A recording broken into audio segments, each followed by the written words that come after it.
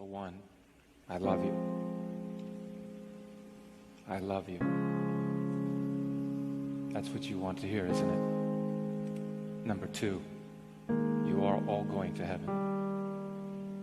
And you say, how do you know this? It's very simple. God had been in your heart a long time.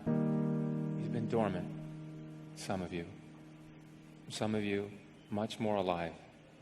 But continually, God is asking for more conversion. Why do you believe?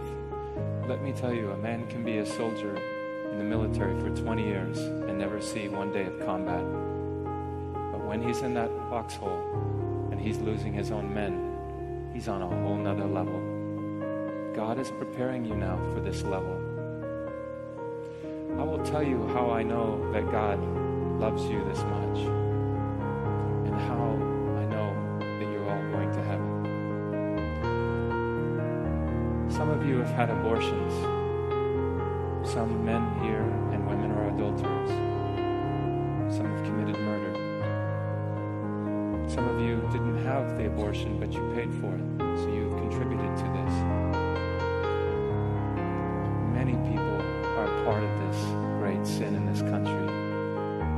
Over 50 million in the United States alone. 45 million die every year in the world.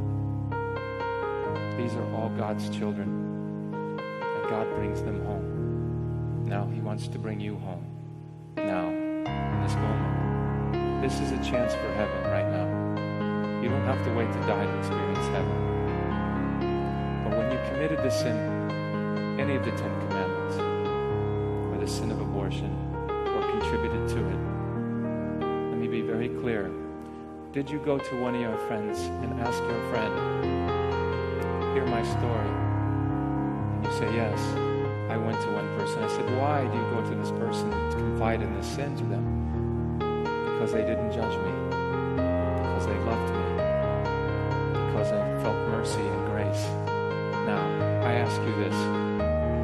Do you think that your God doesn't have more mercy than your friend? Do you think your friend has more grace than God?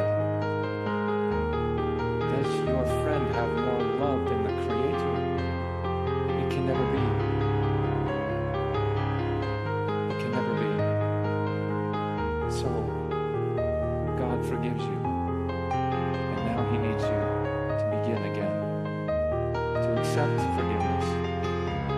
Earlier I said, God never sends a man into hell. People choose this place. Your choice. God made you and loves you. There's never been another like you.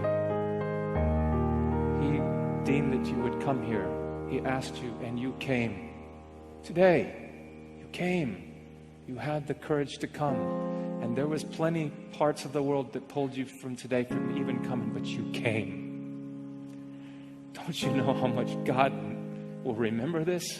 Do you think He is a God that's just sitting there waiting to toss you off? You are perfect. There is no one else like you. And without you, He would cry. So He's coming to you now. Right now, in this moment. All He has to hear from you is yes. Yes, you've accepted Jesus, some of you. Keep accepting Him. Every time we sin, we deny Him. Be holy.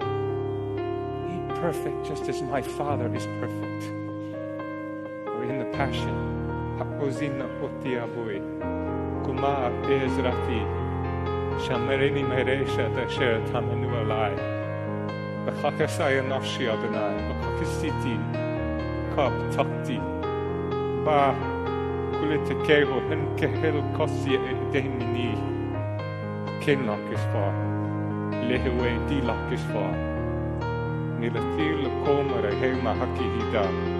Kita hibu denale dena, pokavel diana ahavet kom antun, kita hibu lakom. My commandment to you is this: love one another, just as I have loved you. And if that doesn't grab you, maybe this one will. Your name may not appear down here in this World's Hall of Fame. In fact, you may be so unknown that no one knows your name. The Oscars and the praise of men may never come your way, but don't forget, God has rewards that He'll hand out someday. This crowd on earth, they will soon forget when you're not at the top. They will cheer like mad until you fall, and then their praise will stop. Not God, He never does forget. And in His Hall of Fame, by just believing on His Son, forever there's your name. I tell you, friend, I wouldn't trade my name, however small, that's written there beyond the stars in that celestial hall, for all the famous names on earth, or the glory that they share. I'd rather be an unknown here and have my name up there. God bless you.